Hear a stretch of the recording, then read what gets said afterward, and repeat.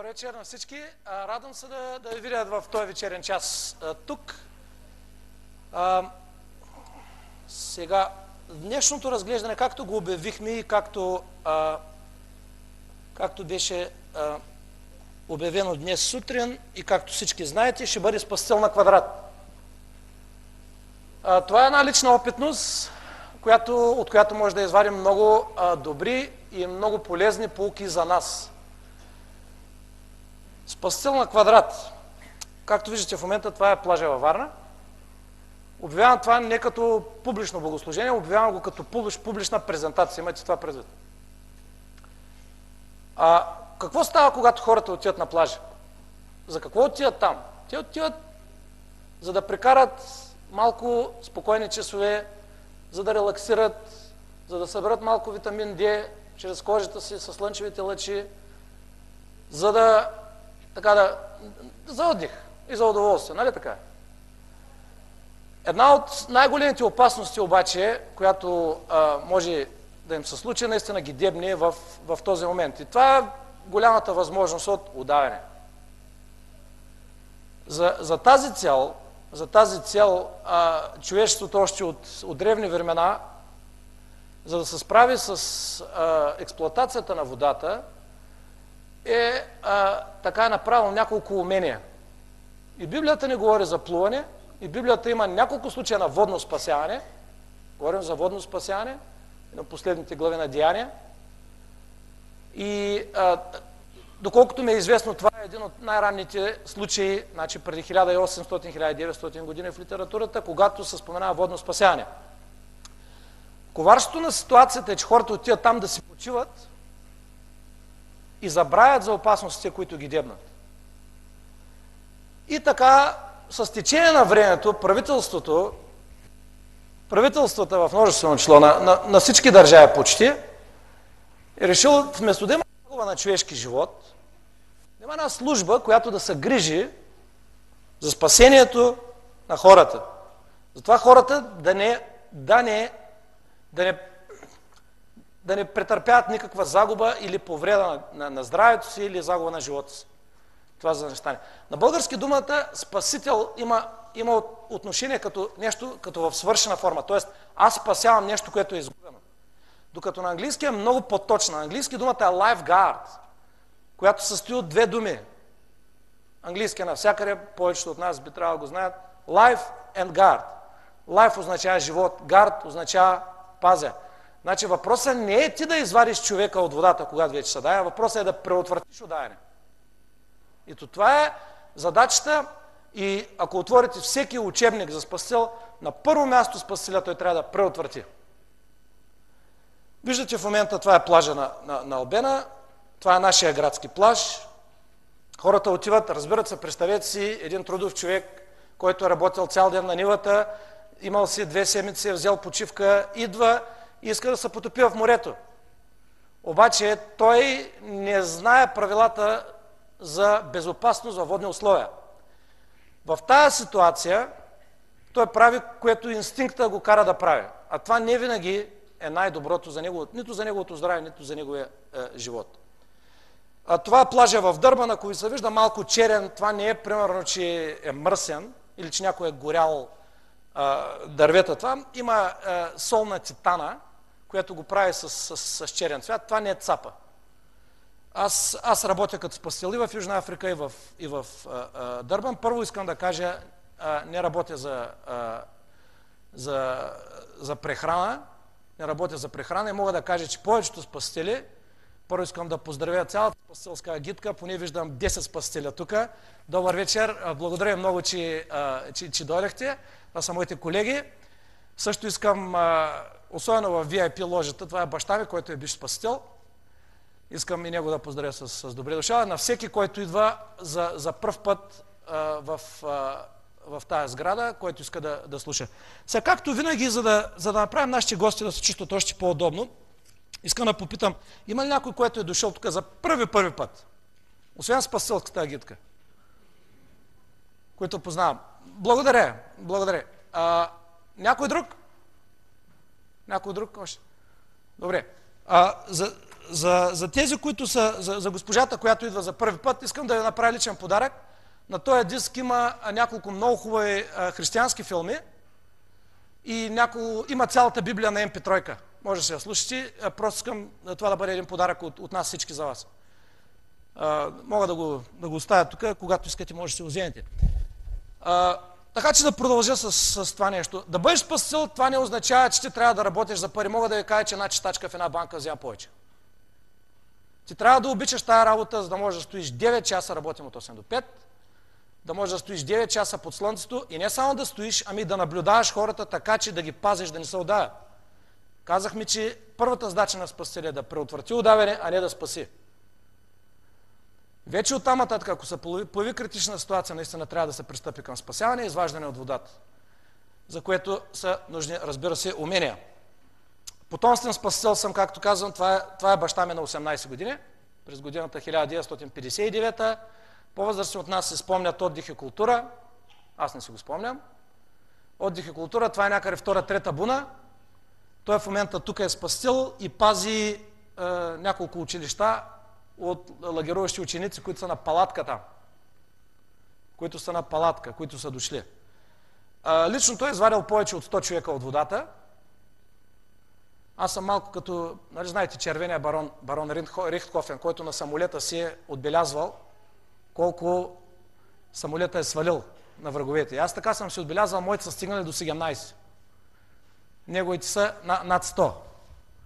Много хора са му благодарили, че наистина, че ги е извадил водата, други не са му благодарили, но това си е личен въпрос.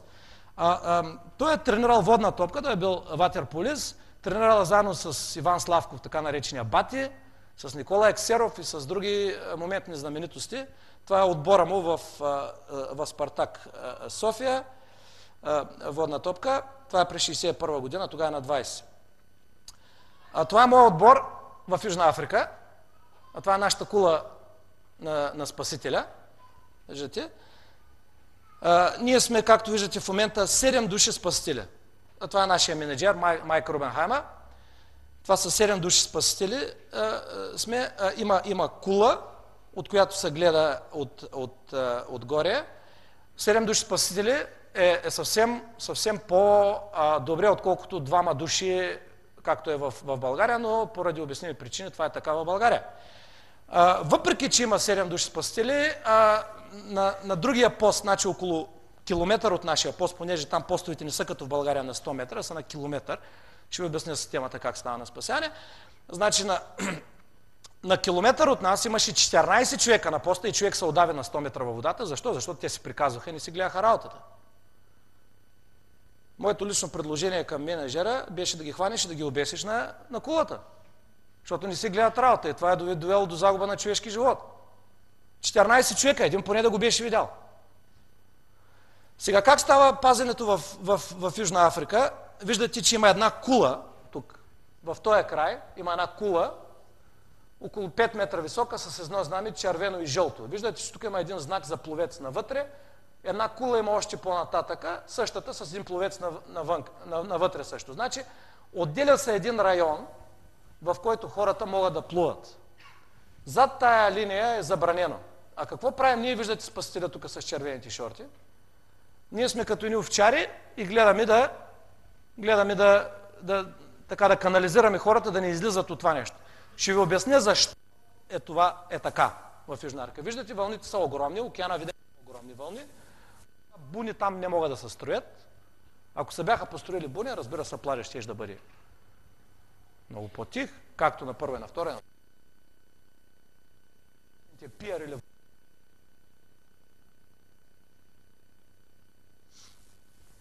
и океана прави винаги огромни вълни. Следващото нещо, което е характерно за океана, е, че има приливи и отливи. И те стигат до 100 метра. Значи водата се оттегля до тук. В момента имаме нещо като прилив тук. Водата се оттегля до тук.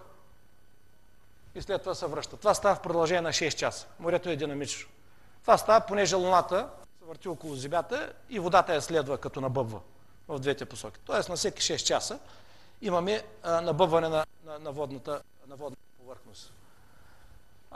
Сега, всички тези хора трябва да се пазят. Как ти пазиш с 7 човека, 400 човека има, около 400 човека има във водата? Как ги пазиш? За да не могат да не се удаят. Сега, и това ще го обясним, но искам просто да си имате една питанка така в главата. Вълните са огромни, както виждате, идеални са за сърф, но не са много добри за хора, които не могат да плуват. Имаме и съоръжения, едно от хубавите съоръжения, които ще бъде и да въведеме в България, е едно кану, едно плоско кану, което се нарича малибоборд. С това кану могат да се спасят, има 6 дръжки, 3 от едната страна и 3 от другата, могат да се спасят 12 човека. Съвсем спокойно могат да се спасят 12 човека. Казвам да се изтеглят от водата, но те могат да се задържат на водната повърхност 12 човека. Съвсем спокойно. С това кану се движиш с невероятна скорост, кара се на колене.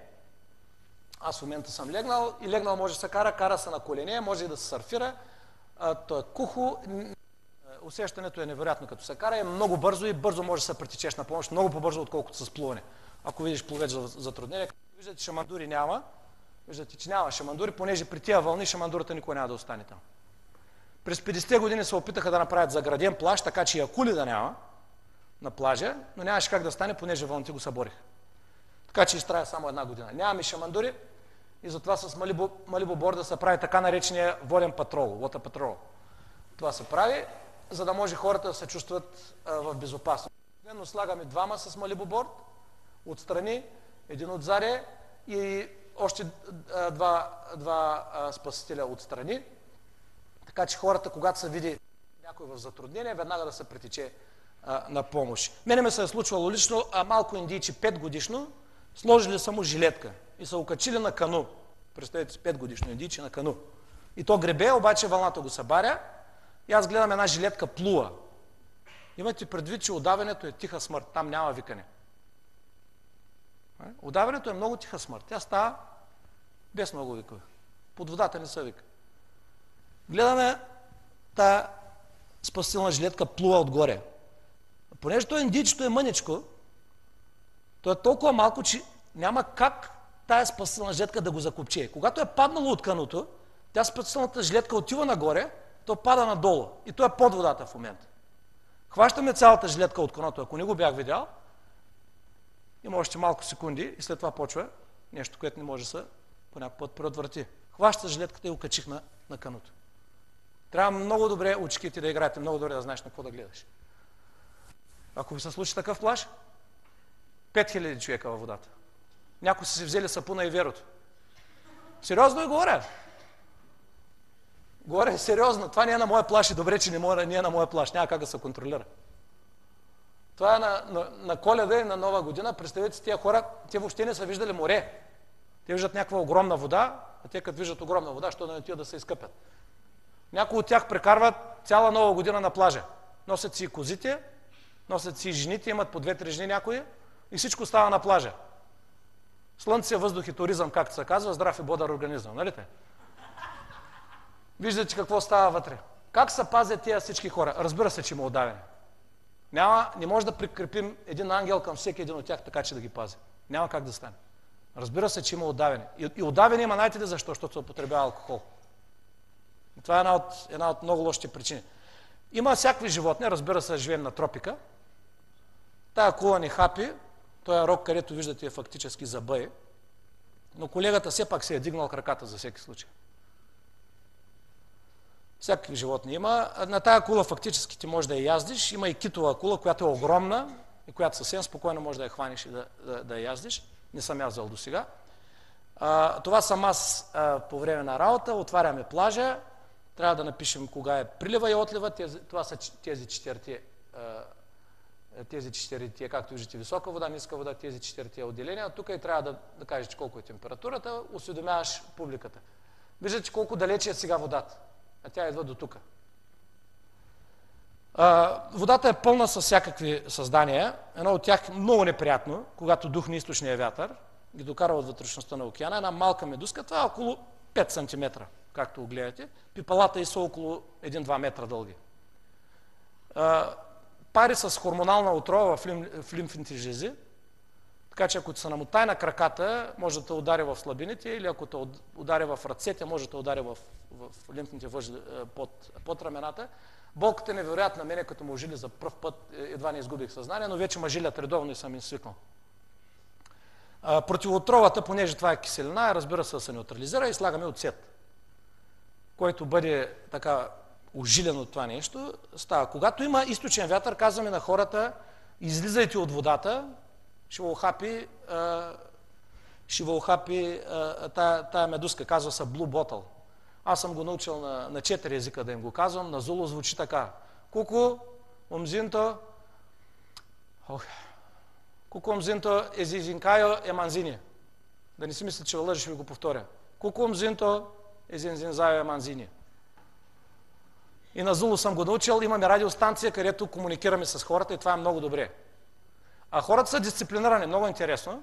Хората са дисциплинирани, като го чуят, това излизат. Делфини има и невероятно е това. Плувал съм с делфини. Беше невероятно. Има делфини, както виждате, колегата е отишъл. Просто има цяло стадо делфини. Така, има и други същества, които са малко по-зловредни, отколкото делфина. Но и те са малко игриви. Както виждате, човека е чеши в момента. Той е чеши тук. И тя скача точно да бъде почесана. Много интересно. Огромна, 5-метрова бяла акула. Това е в Кейптаун. А това е плажа, на който работя. Това е увеселителен парк с всичко, което може да ви дойде главата с вода. Ерихон са му казвали града на палмите, Дърбан е също града на палмите. Е вечно лято. Тая година зима нямаше. Миналата година мисля, че беше във вторник. Той е увеселителен парк, тук съм също в него. Ето е един случай, за щастие, с успешен край. Отваряме плажа в 8 часа. В 8:30 виждаме някой да плува в удавена поза. И то знаете ли на колко плитко? На 1 метър вода. На 1 метър вода и се чудим какво става. А човека е получил първи сърдечен удар. Първи. Разбира се, ние отидахме, дарахме му нужната помощ, както виждате, има парамедици тук и човека беше спасен. Ако не бяхме отишли на време, ако си мислим, че си играе, той е на 1 метър във водата. Той е на 1 метър дълбочина и мислим, някои хора си играят, знаете, преноръчно го правят това. Ако го бяхме оставили, можеше да се нагълта с вода и нямаше да бъде много добре за човека. А това е един господин, който съм извадил току-що от морето спасен. Както виждате, той е дошъл на плажа, така и така е дошъл, що пък да не си изпере и дрехите. И влиза във водата и нали, заедно с плуването и прането, обаче дрехите малко затрудняват плуването и започва да се дае. Завлича го мъртво течение и тогава скочих с буя и го извадих точно в този момент. Разбира се, ти не мислиш за камера точно в този момент, но като го извадих, си казах, аз трябва поне едно спасяване да имам на камера. И го извадих. Когато и да ме види той, където и да ме види в града, винаги ме спира, със семейството си ми каза, той виждаш ли го спи ми живота? Което е малко удовлетворяващо. Ти не го правиш за това фактически, но е удовлетворяващо. Това е плажа във Варна, снимката е правена в онзи ден. С моя колега Йонко сме на плажа. Мога да кажа чудесен колега и мога да кажа също така всички мои колеги са чудесни хора. Много неща съм научил от тях и те от мене. И е радост с него да се работи. Разбира се, той е много опитен в български условия и черпим опит взаимно, един с други. Сега, как става мъртво течение и как можем ние да се предпазим от евентуално отдаване или от евентуално изпадане в затруднение? Мъртво течение се появява, когато вълните идват, и колкото са по-големи, толкова мъртво течение е по-силно, разбира се. Когато вълните идват и удрят брега. Водата трябва да се изтече някъде. Тя няма как да потъне в пясъка. Тя трябва да се изтече. Тя се връща обратно от двете страни и в точката на най-малкото съпротивление, особено ако имало преди това дупка, тя започва да се връща, за да може да се изтече. Няма как да не се изтече. Тя трябва да се изтече. Това нещо по принцип не се вижда от неопитното око. Може да видите понякога пяна и това е поради фрикцията между горните и долните пластове на водата. но по някакъв път и пяна няма, но много интересно се вижда, както вълните са големи, по едно време някаква дупка има. И се каже, там има нещо. Затова аз имам навика, като отварям плажа, винаги да ходя и да видя къде е дупката. Като се появят големи вълни, също гледам и хората докъде са. И винаги трябва да са условията да са такива, така че хората да не изпадат в това затруднение. Както казахме, по-добре да се преотврати. Какво става? Сега човека, примерно, учил да се къпи тук.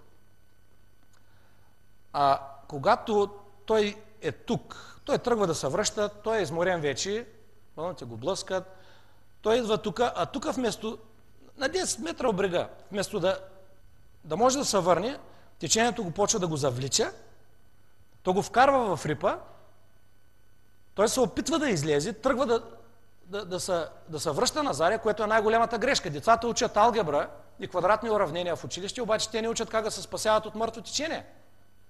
Което алгебра няма да те спаси, обаче да го знаеш, това ще спаси живота. Когато попаднеш в мъртво течение, когато си в тая позиция тук, най-глупавата работа е ти да стръгнеш да се връщаш. Ти срещу река не можеш да плуваш. Ти срещу река не можеш да плуваш. И инстинктивно, както казах, инстинктите за самосъхранение те кара да се връщаш обратно към брега. А това е най-глупавото, което можеш да направиш, защото мъртво теченията вкарва още по-навътре. В резултат на това ти губиш мускулен тонус, измаряш се. Измаряш се, започваш мускулите да се измарят. Когато мускулите се изморят, ти започваш да стресираш. И оттам нататък вече мускулите са изморени, няма какво да те държи над водата, започваш да потъваш. Имаш няколко възможности какво да направиш, когато си в тая позиция. Това, че си попаднал там, не е страшно, но трябва да действаш противоинстинктивно, т.е. против собствения си инстинкт. Имаш възможността или, ако вече си толкова изморен, да се оставиш, да те изкара. То около 100-150 метра вече го няма. Главата на рипа, или рипхед, както се казва, тук е много по-слаба. Тук е силното течение. Тук е. Отначало е силно. Или да те изкара и след това да хванеш вълните и да се върнеш. Или пък, ако можеш да плуваш вече, ако не си толкова изморен, да режеш настрани или пък косичко. Така косо да го отрежеш. И тогава вече гледаш назад и виждаш къде са вълните. Като идва вълните, започваш да плуваш, тя те изкарва. Вълната те изкарва. Много опасно нещо и винаги трябва да се действа против инстинкта да се връщаш назад. Трябва просто да се победи този инстинкт. Много опасно. Сега има 3 фази на удавянето. Първата фаза е стресиран пловец. Стресиран пловец, това си личи, има знаци. Значи той започва да цапа, движенията му са некоординирани, обикновено гледа към брега, защото иска да се върне, той е стресиран. Това нещо може да продължи известно време. Неограничено време може да продължи зависимост от мускулен му тонус.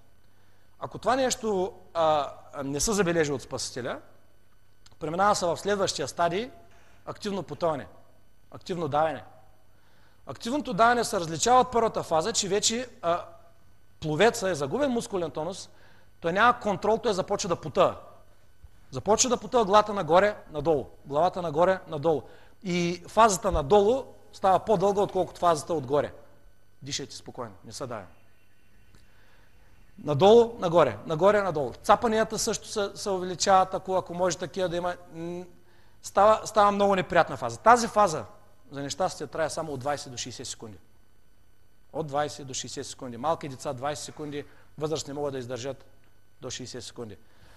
Ако това не се забележи, става страшно. Става вече удавяне. Под водата не се диша, човек или се нагълтва с вода, или губи съзнание. Ако е бил щастлив, когато почва водата да влиза в гърлото му, да докосне епиглотиса и той се затвори, дроба му няма да се напълни с вода. Но ако това не е било, дроба му се пълни с вода, е много трудно да бъде спасен. Миналата година имахме на втора буна, на втора или трета буна имахме случай, момче и момиче отиват на плаж, момчето е с дюшек, 25 годишно, 24 годишно момче с приятелката си отиват на плаж в неохраняема зона, не го правете никога. Ляга на дюшека по едно време и дюшека се обръща, той пада, изглежда имало камъни, удря си главата в камъните Само краката му стоят отгоре, приятелката му вместо да го дръпне и да го извади, са паникьосва и отива да вика спасителя. 300 метра бягане до спасителя, 300 метра бягане обратно, това са 600. 600 метра. За колко ще избягате 600 метра? За колко? Става много. След това той трябва да влезе във водата. Той го изважда, спасителя, изпопва го, човека започва да диша. Обаче, вода е влязла в белия му дроб, така се получава вторичното удавяне и той умира. За съжаление. Това става. Сега, искам да ви покажа, значи, това тук, това мъртво течение, затова имаме кули в Дърбан, защото ние ги поставяме кулите тук, извън границите на мъртво течение. И затова сме толкова стрикни да им казваме, махни се оттам. Това в България го правим също и сме сложили табели.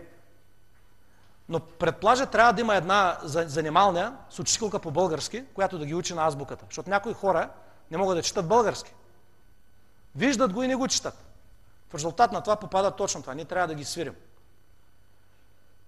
За да не попадат. Но в Дърбан го правим това с кули, което е добре. Тоест, правим кулите така, че извън това мъртво течение да попадне. Сега искам да ви покажа един филм за едно спасяване. Разбира се, няма как да е истинско.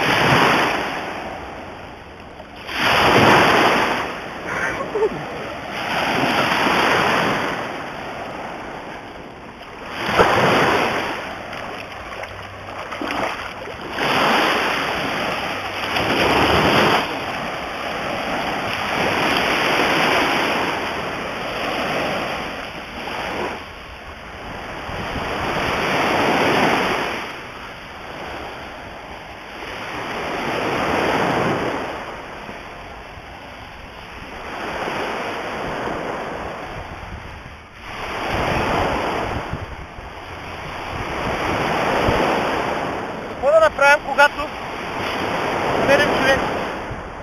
Да, първото нещо. Ние трябва да проверим района, дали е чист от всякакви опасности. Тоест, ние дали тук имаме стъкла, пирони, дърва, така нататък. Това проверяваме и тогава слагаме човека след това. Това като установим, че няма опасности. След това установяваме физически и звуков контакт с него. За да видим той дали е в съзнание, дали има контакт с него. Това правим, вземаме с двете ръце и го удряме на рамената и му казваме леко: чуваш ли ме, аз съм спасителя, чуваш ли ме? Защо слагат ръцете? Ръцете се слагат, за да може човека, може да не може да говори, може всичко да е станало, може той да потвърди скимане на главата. Ако човека потвърди и ако може да диша, изкуствено дишане не се прави. Ако това не стане, след като това нещо стане, след това намираме някой на плажа и му казваме: момче, чакай, искам да проверя дали човека диша. Ако човека не диша, искам да отидеш и да набереш телефона на бърза помощ, така че да може да дойдат и да кажеш, но чакай, искам първо да проверя за дишане. След това какво правим? След това отваряме устата. Отваряме устата, точно така, и отваряме и проверяваме дали вътре има някакви чужди тела. Защо го правим това нещо? За да видим дали дишането е затруднено с външни тела. Ако има външни тела, ние ги отстраняваме. Махаме ги. Без да се отстранят външни тела, изкуствено дишане не се прави, защото те могат да влязат вътре в белия дроб. След това проверяваме за дишане. Как се проверява за дишане? Главата с челото се вдига назад, максимално, брадичката, и се отваря устата. Когато това стане, ухото се слага на устата и главата се обръща към гърдите. Гледа се дали гърдите се вдигат и се слуша дали има вдишване.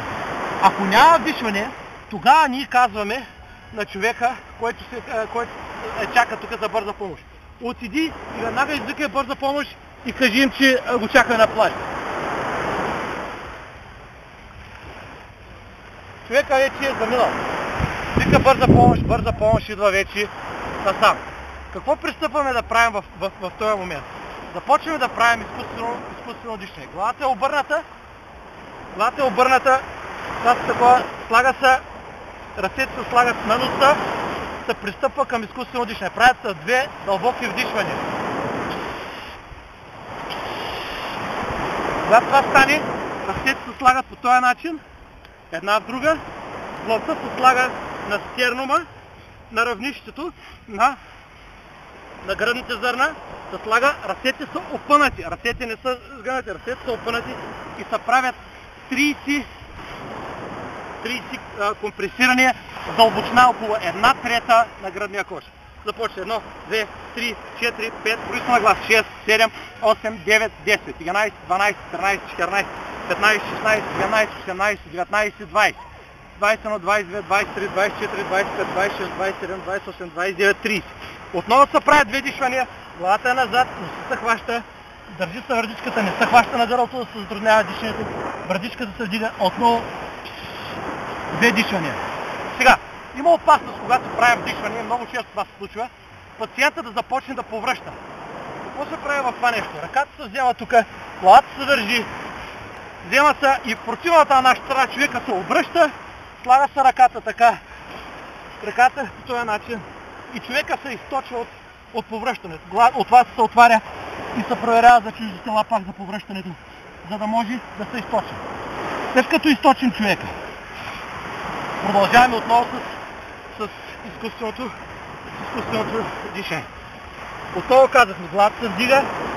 Защо главата се вдига? За да може да се получи най-краткия път, да няма обструкции, т.е. гърлото да не е сгънато, за да може въздуха да влиза без никакви препятствия. Отново главата се вдига, устата се отваря и се правят две дълбоки вдишвания. И се продължава с 30 компресии на гръдния кош, казахме на стернума, само с длънта, с дълбочина около 1/3 на гръдния кош. Изкуствено дишане се спира, когато дойде медицинско лице или когато пациента започне да диша и се възстановява. Когато пациента се възстановява, го оставяме в възстановителна поза. Как е възстановителната поза? Хваща се едната ръка, слага се тук тази ръка насам към нас, дърпа се към нас. Може камерата да дойде отзад.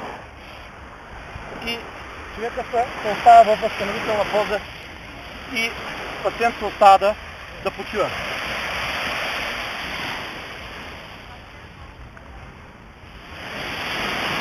Един вълнолом.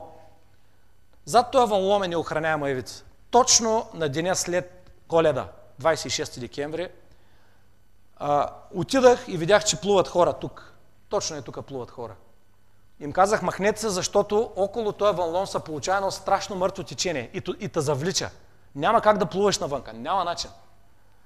Им казах, махнете се, много опасно. Едно момченце ми се обърна и ми каза, аз ако искам да се удавя, ти можеш ли да ме спреш? Което е много глупо. Учени сме да не спорим с публиката, с хората, И аз го оставих. След 20 минути, виждате, това е около 400-500 метра, след 20 минути чухме пронизителен вик. Веднага тръгвам и имаме 6 боя, колегата с 2 боя. 2 човека удавени, не един. 2. Първия беше едно негърче, изкарахме го веднага. Направих му изкуствено дишане, имаше пяна в устата, но се спаси. Взе да диша. Втория беше 130 кг индиец. Изкарваме го от водата, започваме да му прави изкуствено дишане, започва да повръща алкохол. Човек е бил абсолютно пиян. Събира се целият плаж около нас да види какво става, линейката така, че не може да мине по тая алея. По тония алея, по пяска не може да мине. Правим му изкуствено дишане, идва медицинската сестра там с дефибрилатор, с кислорода.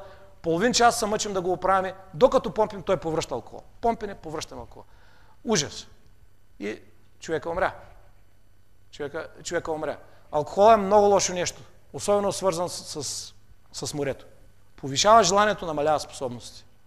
Правите много смело, обаче виждате, докато последици води. И това стана за нещастие. Ако трябва да направим аналогията с нашето духовно състояние, нещата са много ясни. И затова съм нарекал тази вечер презентацията "Спасител на квадрат". Библията ни казва ясно, че с един човек грехът влезе в града и по този начин греха смъртта, и по този начин смъртта мина във всичките човеци, понеже всички се грешиха. Коментарът е много интересен, който казва така в книгата "Конфликт и кораж". Бог създаде човека за своя слава, така че след тест и изпитание, човешкото семейство да стане едно с небесното. Като си има предвид човешкото семейство, това е Адам и Ева, първите хора. Божието намерение беше да насели отново небето с човешкото семейство, защото небето беше 1/3 от небесните ангели бяха заминали, изгонени от небето, поради това, че те не харесваха много Божието управление. И влязоха в бунт в Бога. И той искаше тая липса на тези ангели, които вече са демони, той искаше да насели с човешки същества. Ако обаче те покажат себе си послушни на всяка негова дума. За Ева изглеждаше маловажно да не се подчини на Бог, като опита плода на забраненото дърво и да изкуши съпруга си също да се греши. Но това отвори бента на злените в света. Говорим за бент. Представете си един езовир с голям бент и Бог е казал на Ева: вижте какво, всичко правете. Може да се къпите в езовира, може да ходите да гледате от всякъде. Само не дейте взривяйте тая стена. Обаче Ева един ден взема динамита, вкарва го в стената, искам да видя експлозия. Прас динамита. Вижте какво стана в Джакарта през март тази година. Над 50 човека умрели. Това е язовирна стена, която е минала. Вижте какво унищожение е довела тая язовирна стена. По същия начин ни се казва, че греха, Бог искал да го предпази от хората. Казал: не го правете. Но Ева решава, заедно с Адам, да премахне тези ограничения, които Бог е казал да не го правят, и греха залива света. Оттам нататък всички са под водата.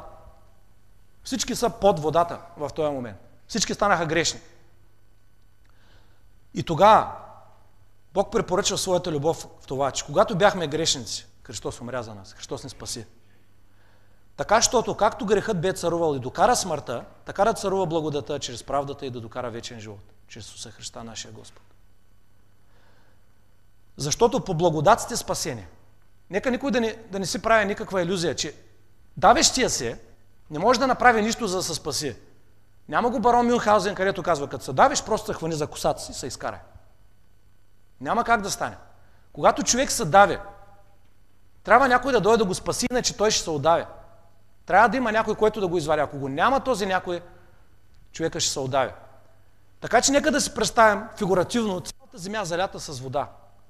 Някои са по-добри от другите, някои са на 1 метър от повърхността, други са на километри. Те, които са на 1 метър, си казват: аха, ти си на километри, аз съм по-добър от тия. Обаче мога да ви кажа от личен опит, че може да се отдавиш и на 1 метър, може да се отдавиш и на 10 метра. Резултатът е същия, независимо от дълбочината. Абсолютно също е.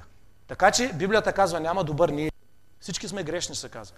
И единственото нещо, което Спасителя на плажа Исус Христос е видял, което може да направи, е да ни спаси, да ни даде благодата, т.е. да дойде във водата, да ни достигне където сме и да не извади. По благодат сте спасени. И то не е от сами нас.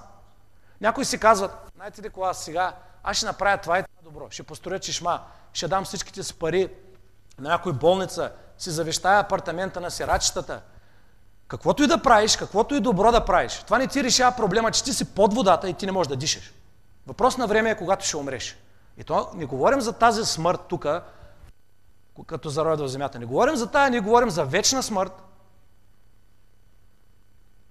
За винаги. Издействана чрез нашите грехове. Говорим за вечна смърт. Нека никой да не си мисли, че като се дави и си казва, ох, аз съм добър човек, я да взема да похраня малко рибките около мене. Нали, може и добро дело. Каквото и да правим, когато се давим, каквото добро и да правим, колкото и добри хора да сме, каквото и да сме направили през целия си живот, това не ни решава проблема въобще, че в момента се давим.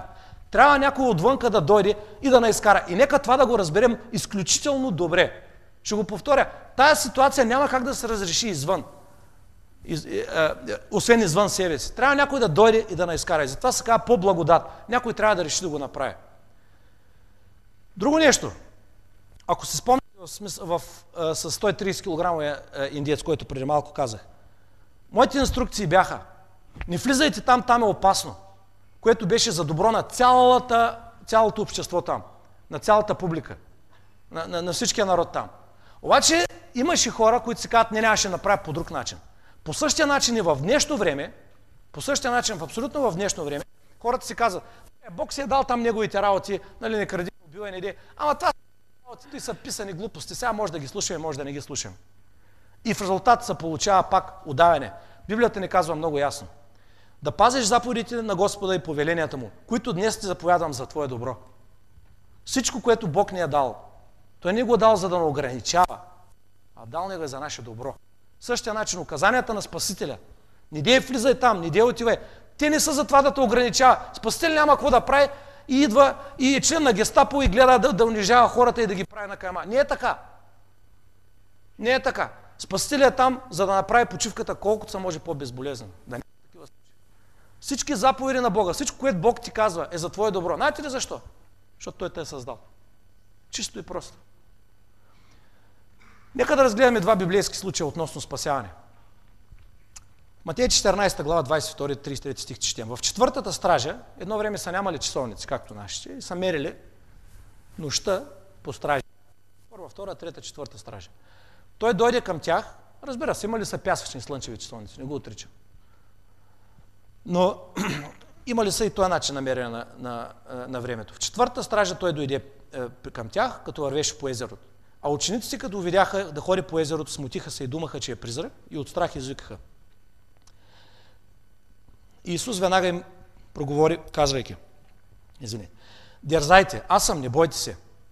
Петър в отговор му рече, Господи, ако си ти, кажи ми да дойда при тебе по водата. А той му рече, дойди, ела. Петър слезе от ладията и ходеше по водата да иде при Исус. Но като виждаше вятърът силен, оплаши се и като потоеше извика, казвайки, Господи, избави ме. Исус веднага простря ръка, хвана го и му рече, маловерецо, защо се усъмни? Като влязаха в ладията, вятърът утихна. А ония, които бяха в ладията, му се поклониха и казаха, наистина си Божий син. Колко често заприличваме на Петър, когато ни върхлети беда? Ние гледаме към вълните, вместо да държим погледа си прикован към Спасителя. Подхлъзваме се и мощните води заливат душите ни. Исус не му каза да дойде при него, за да загине. Ела при мене, за да те пусна водата да се отдаеш. Никога. Бог не обича, когато Бог ни казва, ела при нас, не е за това да се отдаем. Той не ни призовава да го следваме, за да ни изостави. Не бой се, каза. Аз те изкупих. И това се говори лично за тебе, който и да си в тая зала, колкото и голям грешник да си. Призовах те по име, мой си ти. Когато минаваш през водите, с тебе ще бъда. Когато през реките, те не ще те потопят. Когато ходиш при огъня, те няма да се изгориш и пламъкът не ще те опали. Втори случай. Матея 8 глава. Предишен на този, който разгледахме преди малко. Когато влезе в една ладия, учениците му влязаха подир него. И ето голяма буря се подигна на езерото, до толкова, защото вълните покриваха ладията, а той спеше. Тогава се приближиха, събудиха го и казаха, Господи, спаси, загиваме. Сега, едно нещо искам да запомним, ако забравим всичко, което говорихме по този начин. И това с червените бури, което е записано. Никога душа не е произнасяла тая молба без да бъде чута. Когато ние се обърнем в сърцето си към Бог и му кажем: Господи, спаси ме. Само тия две думи. Каквато и да е ситуацията в нашия живот, Той е готов да го направи. Казва ни са: никога душа не е произнасяла тая молба без да бъде чута. Сега, Бог не ни обещава, че ако му се молим за Мерцедес, веднага ще дойде в гаража. Ако ни се молим за голяма заплата, веднага ще дойде в заплата. Но ако се молим ние да бъдем променени по Неговия образ, за спасение, да ни се простят греховете, отговаря се веднага. Веднага се казва. Когато учениците се хващат за греблата с последно усилие, Исус се изправя. Застава посред тях, а в същото време бурята бушува, вълните ги заливат, светкавиците се осветяват в фигурата му. Вдига ръка, толкова често използвана за вършене на добрини, и заповяда на бурното езеро: мълчи, утихни. А той им каза: защо сте страхливи, маловерци? Тогава стана смъмри ветровете и настана голяма тишина. А човецки се чудиха и казаха: какъв е той, че и ветровете и вълните му се подчиняват? Когато Исус бе събуден, за да се справи с бурята, в него цареше съвършен мир. Въпреки че има буря, душата е абсолютен мир. В думите и в погледа му нямаше и следа от страх, защото и в сърцето му нямаше страх. Обаче, те си казваме, ние хората си казваме: той го е направил, защото е Бог. Не така. Не така. Той обаче не разчиташе на притежаването на непобедима сила. Исус си почиваше в мир не защото е господар на земята и морето и на небето. Той бе изоставил тази сила и според думите му не може да върши нищо от себе си. Правил го е като човек, както един от нас, с плът и кръв. Исус вярваше в могъществото на Отец. Той се надяваше на вярата в Божия, които укротиха бурята, принадлежеше на Бога. Както Исус се остави с вяра в ръцете на Отец, така и ние трябва да се оставяме в ръцете на нашия Спасител. Най-доброто за нас. Ако учениците му се бяха доверили, те щяха да запазят мира си. Интересен абзац за запомняне. Ако учениците му се бяха доверили, те щяха да запазят мира си. Страхът при опасността разкри неверието им. В усилията си те да се спасят, те забравиха Исус. Когато се отчаяха от собствените си възможности и се обърнаха към Него, Той можа да им помогне. Колко често ние преживяваме същата опитност като учениците. Когато се разразяват бурите на изкушението и свирепите светкавици проблясват и вълните да заливат, ние се борим сами с бурята, като забравяме, че има един, който може да ни помогне. На всеки един от нас може да ни помогне. На всеки един от нас. Уповаваме се на собствената си сила, докато загубим надежда и сме готови да загинем. Тогава си спомняме за Исус и ако го призовем да ни спаси, няма да е напразно. Казахме, нито една молитва така, нито едно такова искане към Исус не е произнасено без да е било чуто веднага. Тогава си спомняме за Исус. Той може да им изнесе една лекция. Когато го събуждат, той може да им изнесе една лекция. Казвате: вижте какво, той си е ваш проблем. Що не вярвате? Я се опитайте да вярвате. Даже не ги укори. Преди да ги спаси. Стана и веднага ги спаси. Веднага. Когато Петър се давеше, той каза една молитва много кратка. Не беше с красиви думи, каза една дума: Господи, спаси ме.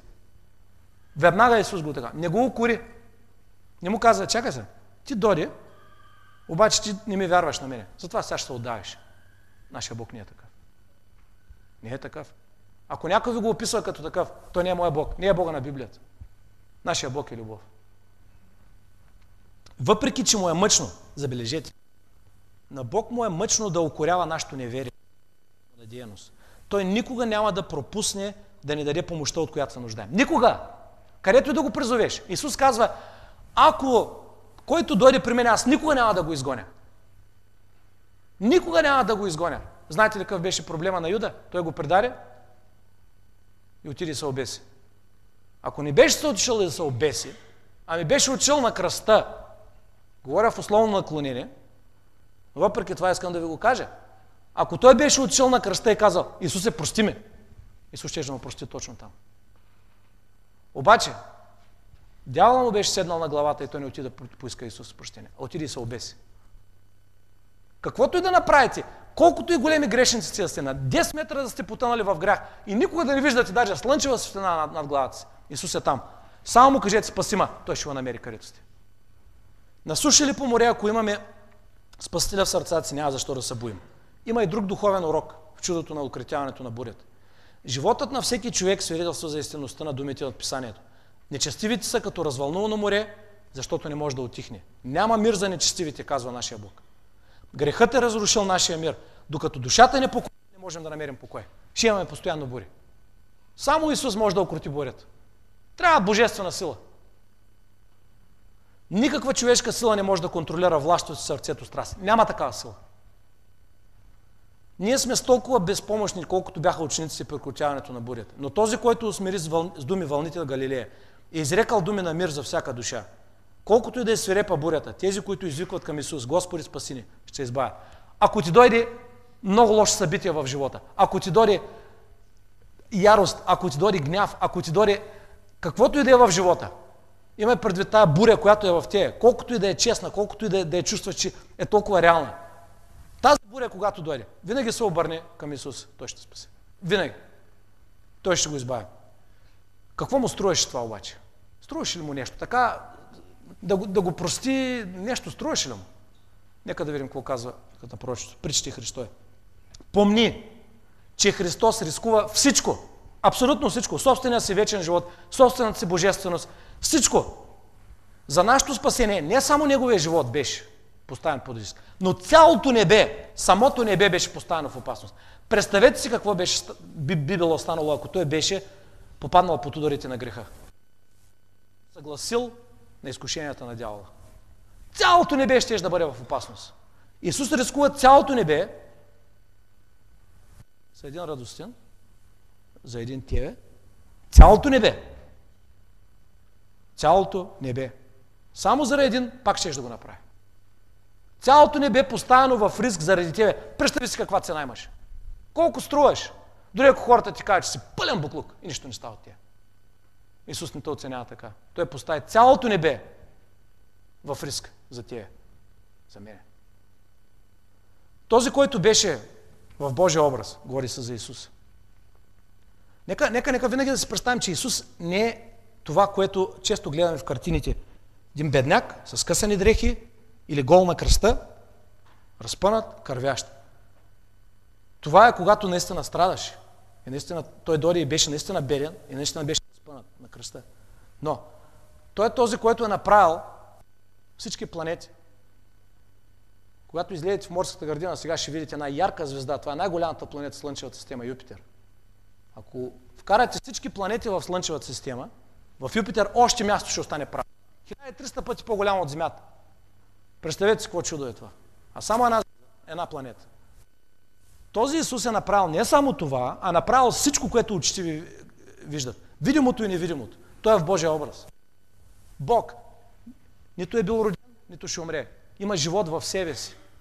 Създател на всичко, но е видял, че са давен.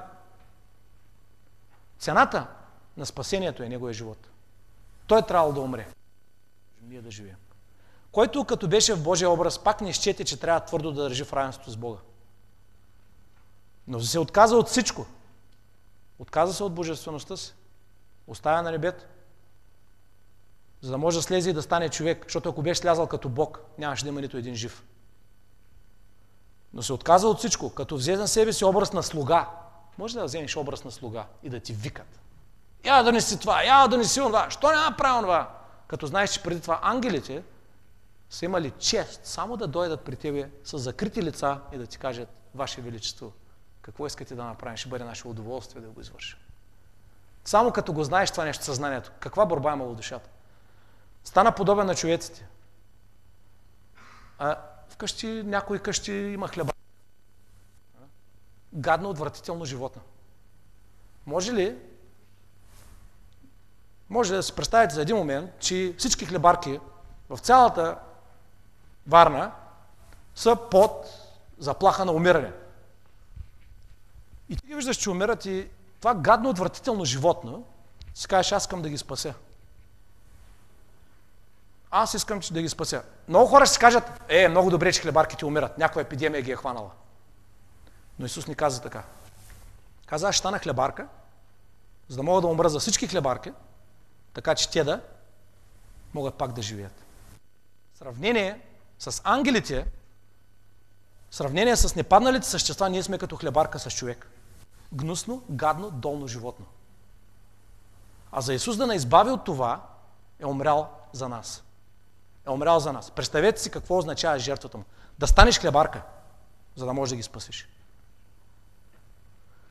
И стана подобен на човечески си. И като намери себе си в човешки образ, смири себе си и стана послушен до смърт, даже смърт на кръст. Но виждаме Исуса, който е бил направен по-малко долен от ангелите, т.е. като човек, че е овенчан със слава и чест поради претърпяната смърт, за да вкуси смърт с Божията благодат за всеки човек. Ако той беше останал Бог, той няма как да вкуси смърт.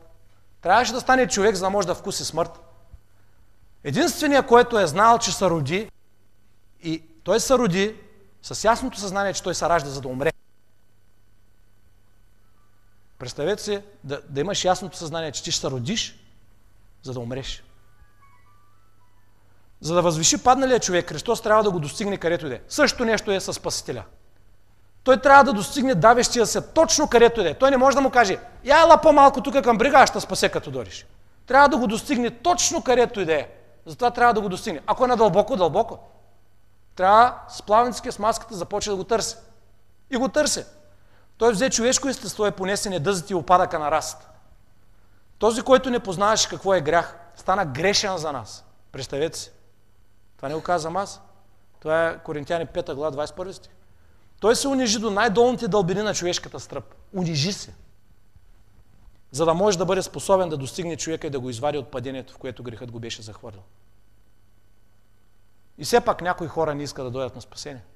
Същото нещо става и с водното спасяване. Много е интересно, знаете ли, че почти всички, които спасяваме, никога не викат и никога не си вдигат ръцете и казват помощ, помощ. Знаете ли защо? Защото е унизително целият плаж да те види, че искаш помощ. И ти все пак разчиташ на собствената си усилия. Ама аз мога, аз само съм в малко затруднение. Преди 2 седмици имаше един дядо, който го виждах, че започва да се дае. Като го изкарах, знаете ли му казвам? Не, аз се плувах, бе. Не, аз се плувах. Пак преди 2 седмици в тая неделя, където с колегите сме вадили 8 човека и сме били мокри от 8 до 5 часа. Мокри не сме сядали, където сме били.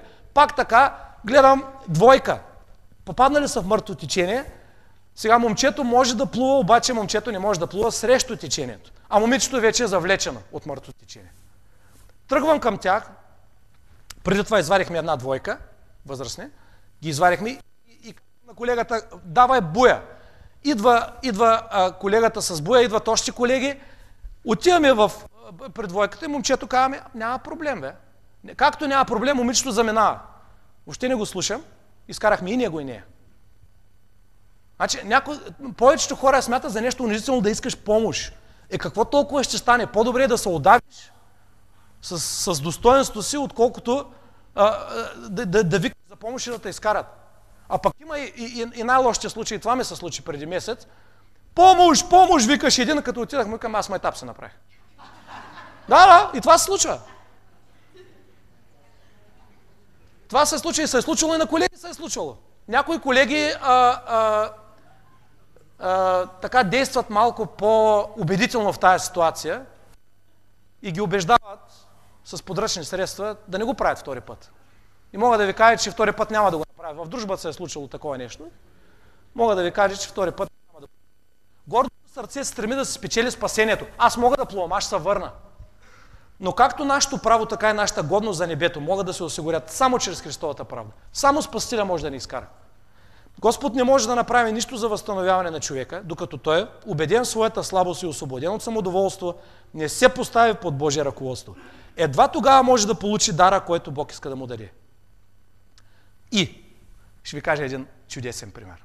Каза ми го моят приятел Костадин Каров. Чудесен, невероятен пример. Това нещо е прекрасно. Съветвам да не го правите. Поради това, че има опасност и ви да се удавите. Когато не знаете как да вадите хора, а им се притичате на помощ, в Дърбана имахме случай и двамата се удавиха. И двамата. Но той е видял човек в затруднение и тръгва да го варя. Спасява му живота. На практика му спасява живота. Човека, когато излиза, сърцето му прелива благодарност, че му е спасил живота. Кани го на сватбата му. Представете си след булката, кое е най-хубавото място приготвено. Моя приятел Коста. Кой е най-хубавият подарък? На моя приятел Коста. пълна благодарност. Искам да ви питам въпрос. Някой принуждавал ли го да го прави? Ти сега, ти той трябва да направиш, трябва да направиш най-доброто на място. Така, я да видя точките сега. Аха, първа, втора, трета. Принуждавал ли го е? Не. От сърцето му е преливало любов. Че това му е спасило живота и че е можел да се ожени. Булката не е станала вдовица преди да се ожени.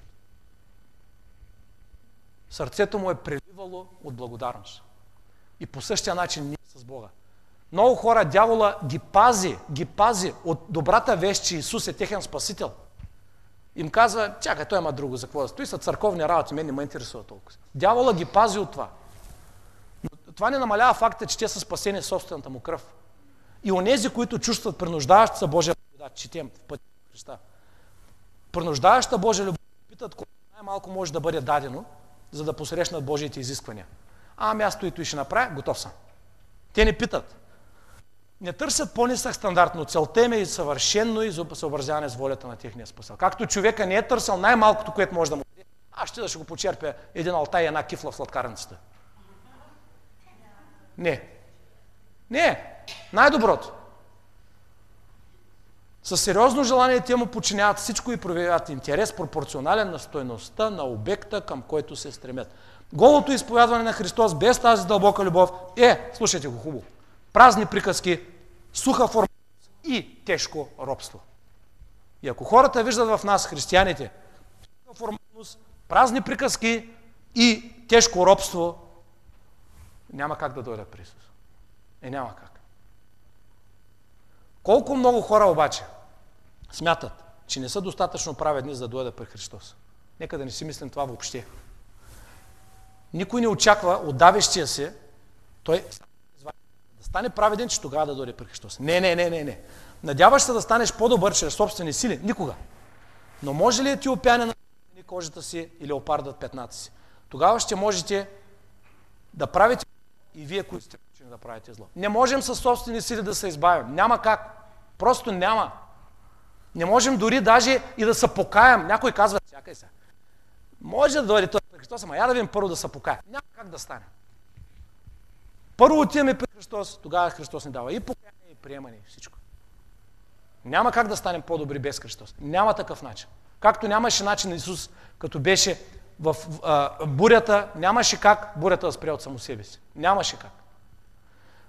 Слушайте, и с това привършваме. Нашият изкупител, чудесни думи, жадува. Били ли сте жадни? Той сега сигурно има жадни в залата. Жадни. Просто устата таки да е като шкурка. В казармата няколко пъти сме били така. Тактика побера с противогаза и с калашника, с пълно бойно снаряжение, шансов инструмент. За 2 часа след това да питам дали няма си жаден. Жадува да го оценим. По същия начин Исус жадува ти да го оцениш. Ти да го оцениш съвсем малко. Той гладува за съчувствието и любовта на изкупените със собствената му кръв. За симпатията. Оригинала казва симпатията. Исус симпатичен ли? Искам да ви питам. Симпатичен ли ти е? Мислиш ли за Него? И любовта ти? Дали Исус ти е симпатичен? Неизразимо е желанието му те да дойдат при Него, за да имат вечен живот. Както майката очаква усмивката на благодарност и признание на своето малко дете, признак на събуждането на ума му, така и Христос очаква да изразим благодарността и любовта си. Той го очаква. Нека да преговорим това, което учих. Оставам презентацията отворена с този въпрос. Какво ще направиш, че с тази покана? Това си е личен въпрос.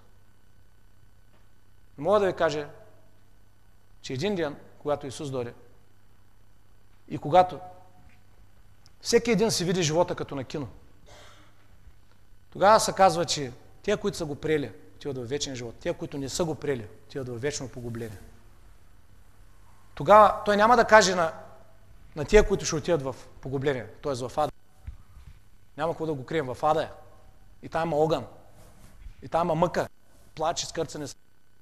Ада е направен за дявола, не е направен за хората. Но всички, които са присъединени към дявола, и те ще бъдат там.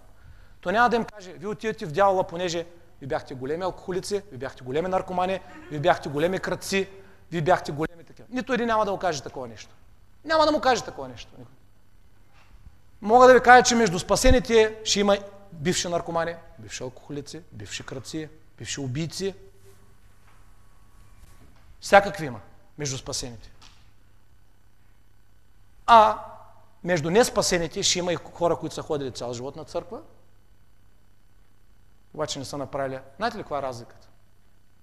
И ще бъде много, много страшно. Единият ще каже на другия, ама чакай, как може да е той? Той е комшията ми, той беше алкохолик целия си живот или беше наркоман, аз го познавам. Какво прави той в рая? Докато ти си ходил цял ден на църква, ти си правил всичките работи, обаче, какво казахме? Суха формалност. Няма го Исус. Няма е тази благодарност. Няма го нищо. Пеем си песничките, слушаме си проповеди. Така си заминал. И затова се казва в Библията, че простутките и мошениците, които са били събирачки на данъци по Исусово време, са по-напред в Божието царство. Нека да не се очудваме. Исус жадува за нашата любов. Но разликата между двамата, знаете ли каква е? Това е много проста. Един е приел Исус, а другия не го е приел. Много е проста. Той е толкова проста. Исус не иска парите ти, не иска здравето ти, не иска нищо, той си има всичко. Исус казва, 1000 хълмове са мои, ако бях гладен, нямаше да те питам даже. Всичко е мое, съм направил. Не искам нищо. Аз те обичам тебе лично. Какъвто и да си, точно е такъв те обичам. Знаете ли, този отпечатък е само единствен в цялата вселена. Знаете ли от това нещо? И ваше. И Исус ще чувства невъобразима скръб този отпечатък да липсва за вечността. Ваше решението какво ще направите? Нека да преговорим какво научихме. За да не го забравям. Грехът е залял целия свят като потоп. Няма праведен един. Второ, Бог не ни остави да се давим в греха, но реши да ни спаси. Трето, без спасител няма спасение. Четвърто, давещият се не може да направи нищо за да се спаси. Няма как да го направи. Пето, за да може да се спаси, спасителят трябва да достигне давещия там, където е дори в най-дълбокото. Трябва да го достигне. Може да се удавиш и на 10 метра, както и на 1 метър. Разликата не променя резултата. Плажуващи идват за удоволствие и забравят за опасности. Така, мнозина разчитат на собствени сили, за да се избавят, завършат с удаване. Съжаление така. Практически ви го казвам. От опит. Спазването на указанията на Спасителя е за наше добро. Пазването на Божиите заповеди. Живеенето по Божия път е за наше добро. И Спасителят жадува да ни спаси. Кажете, има ли нещо по-хубаво това? Аз мога да ви кажа нещо. Че Бог слуша и ангелите слушат точно в този момент. Нека всеки един от нас да се направи изводите. А сега, нека да се изправим и да му благодарим с една молитва.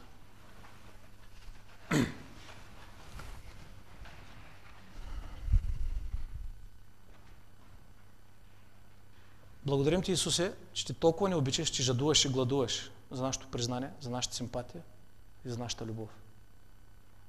Ние знаем много добре, че сме грешни, но знаем също, че ако дойдем при тия, ти си нашия най-добър приятел. Искаме ти да бъдеш сърцето ни. Това е нашето искрено желание. С това помолихме в името на Исус. Амин. Нека да седнем и да запазим тишина за 30 секунди. Ако някой иска в сърцето си нека нещо да каже на Исус, мога да ви кажа, че ще го чуя. Благодаря.